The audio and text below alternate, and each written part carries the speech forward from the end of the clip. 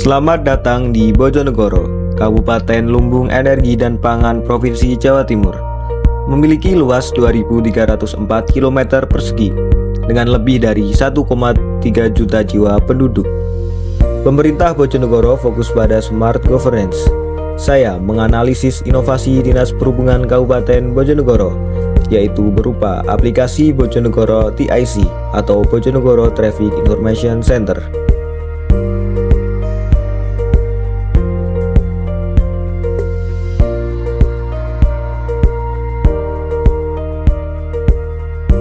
Bojonegoro Traffic Information Center atau biasa disebut Bojonegoro TIC adalah implementasi dari e-service, e-information, e-participation di sektor lalu lintas.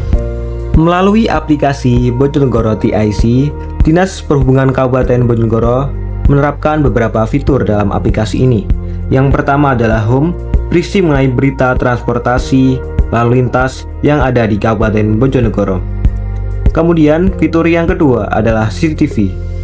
Dalam fitur ini, kita dapat melihat rekaman secara real time CCTV yang ada di sekitar Bojonegoro atau di ruas jalannya.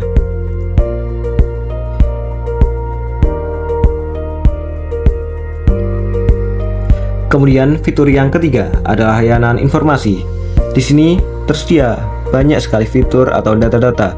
Yang pertama adalah data mengenai pos perlintasan kereta api, Sukirno atau sistem pendaftaran ujikir online, kemudian panjang jalan dan angkutan, sarana lalu lintas, data halte, data angkutan sungai dan penyeberangan, dan data ujikir.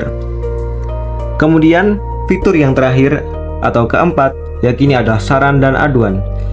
Dalam fitur ini kita dapat mengadukan keluh kesah kita mengenai transportasi atau lalu lintas yang ada di Bojonegoro yang berhubungan dengan Dinas Perhubungan Kabupaten Bojonegoro. Keunikan Bojonegoro TIC adalah kemampuannya menyatukan fungsi yang biasanya tersebar di banyak aplikasi. Aplikasi lain mungkin hanya menawarkan satu lapisan layanan, namun TIC berhasil mengintegrasikan 3 lapisan fungsionalitas sekaligus. Lapisan pertama, e-information, yakni memberikan data dasar seperti CCTV secara live dan lokasi pos perlintasan kereta api. Lapisan kedua, e-service, yakni menyelesaikan birokrasi melalui Sukirno untuk pendaftaran ujikir secara online.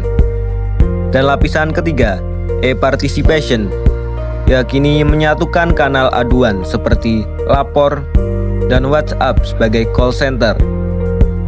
Ketiga lapisan ini tidak hanya ada, tapi saling tumpang tindih dan mengintegrasikan di dalam satu aplikasi. Integrasi ini menjadi studi kasus sukses di smart governance.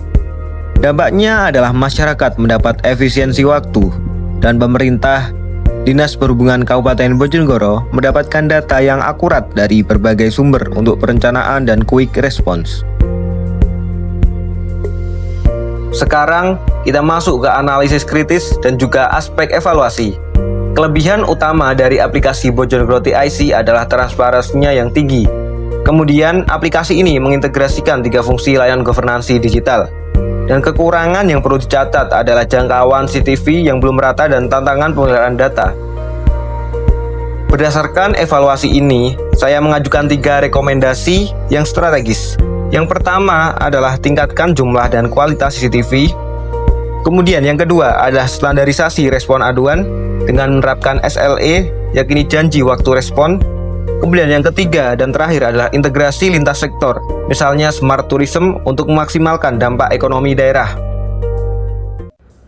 Bojonegoro TIC adalah bukti bahwa transformasi digital dapat mewujudkan layanan publik yang cerdas, efisien, dan transparan. Dukungan dan partisipasi aktif masyarakat akan terus mendorong smart governance di Bojonegoro. Bojonegoro bahagia, makmur, membanggakan. Di dalam hati menginspirasi akan kau temui.